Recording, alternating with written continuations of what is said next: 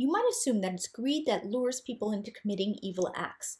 For a few psychopaths at the top, that is absolutely the case, but for the vast majority of people, greed is far less of a human motivator than the fear of rejection.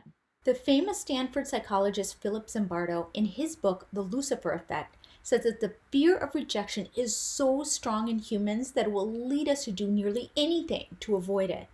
Authorities can command obedience not from punishment or rewards, but by the lure of acceptance coupled with the threat of rejection.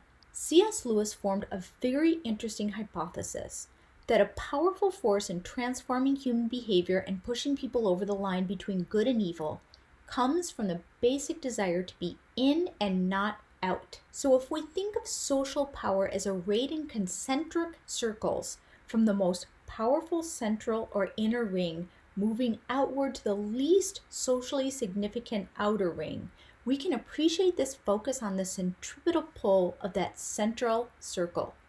So tell me, who doesn't want to be in the in group? Who doesn't want to belong, to be included, to be judged worthy of social acceptability? Peer pressure makes people do strange things that they would not imagine themselves doing, all to be accepted.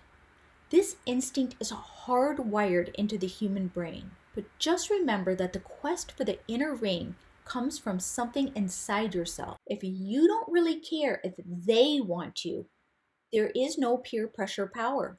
Making them want you makes people do extraordinary things like suffering through hideous or humiliating rites to get into fraternities, clubs, or the military.